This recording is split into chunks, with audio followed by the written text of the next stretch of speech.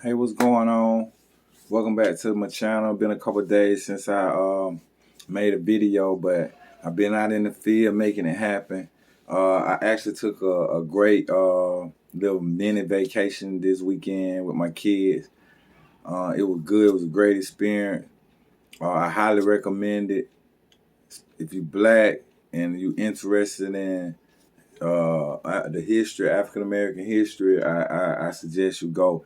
It was the experience. It broadened my outlook.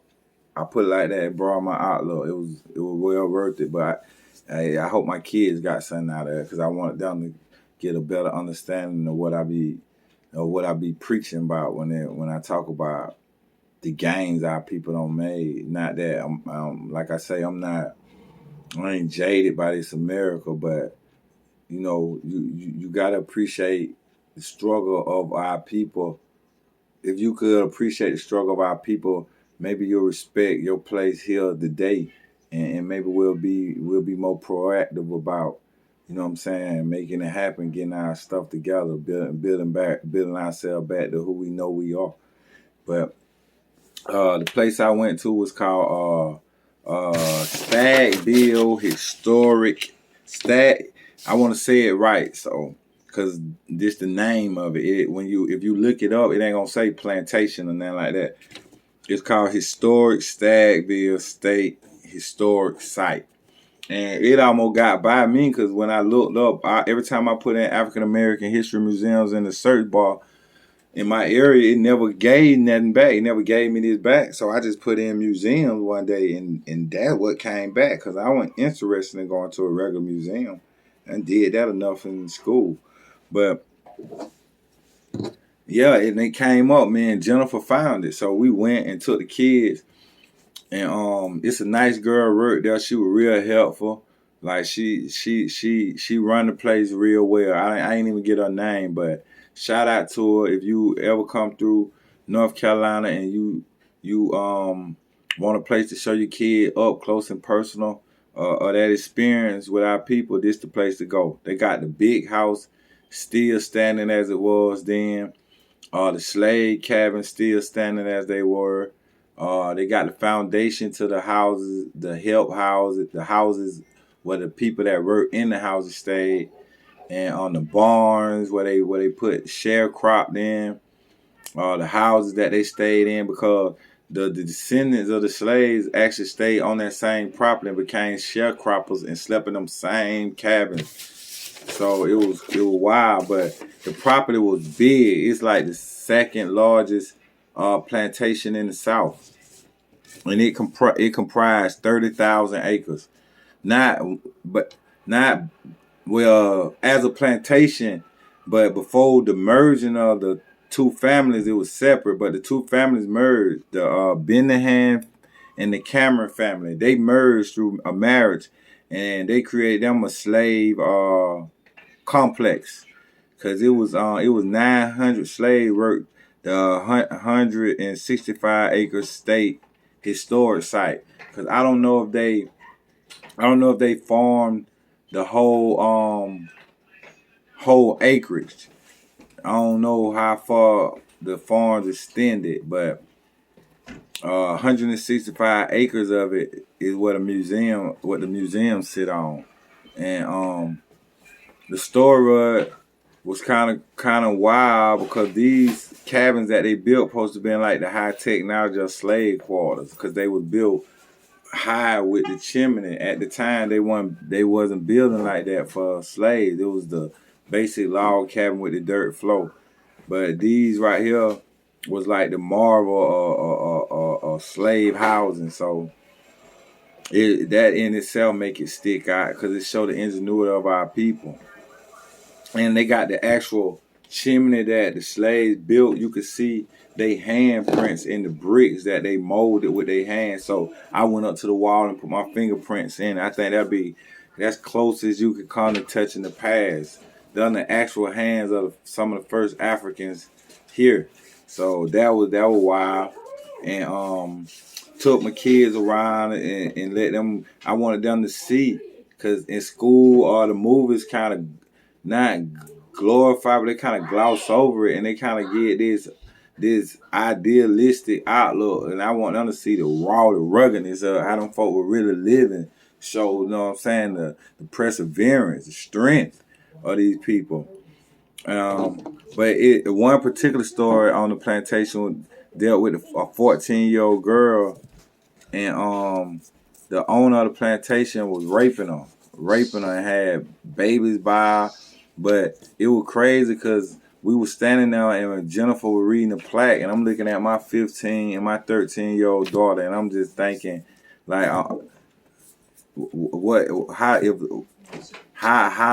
could a world ever get to the point where a grown man just felt like he could do that with impunity?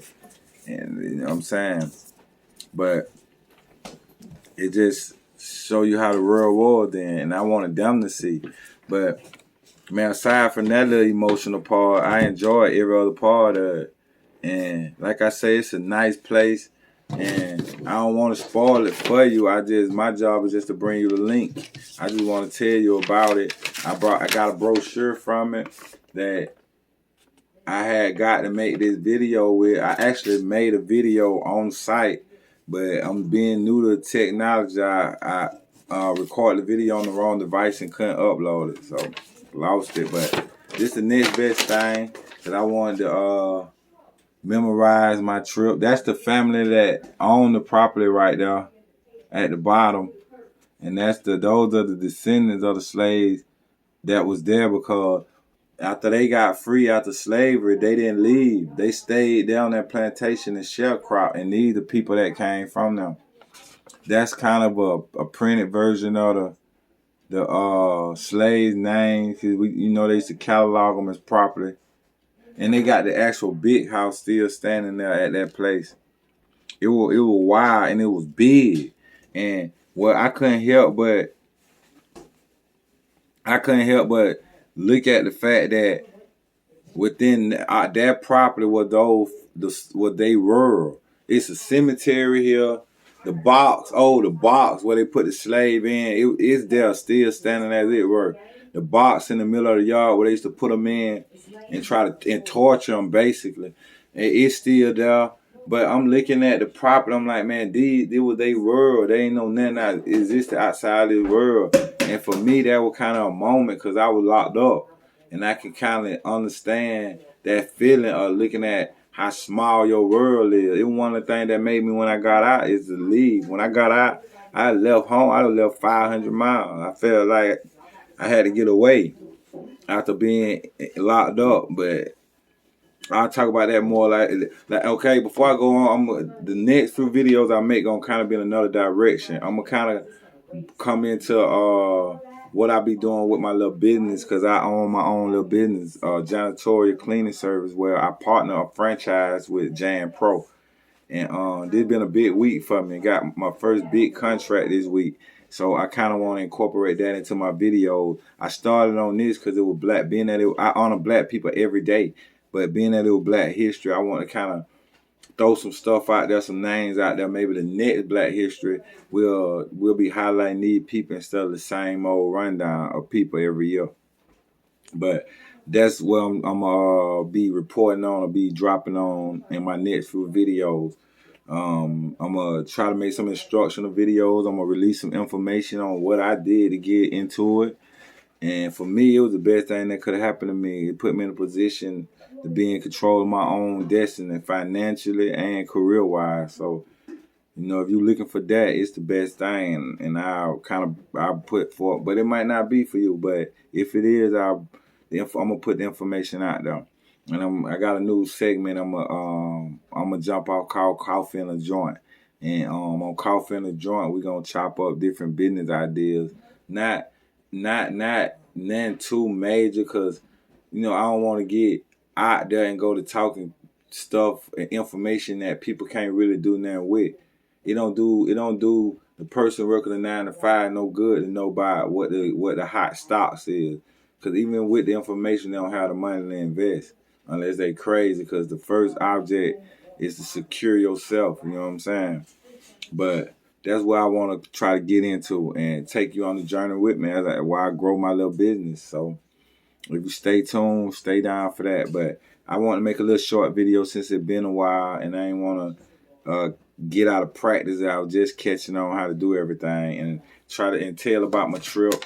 It was a nice little family trip that I took with my family. It was very informative for them and for me. But the next one's gonna be a little in the other direction. So I hope you stay tuned for that and keep clicking, keep subscribing, and come on this journey with me. And I'm gonna tell you what I know about what I did to get where I'm at. And that ain't much and it ain't major, but the basics of forming an LLC, franchising, the benefits of franchising, and downsides of franchising, because it's downside to franchise. But I'm gonna get more off into that as I go forward. But for the night, that's it. If you ever in Durham, North Carolina, check out the Stagville historic site and get that history for yourself and get that link. Till next time, I'm glad you stopped through.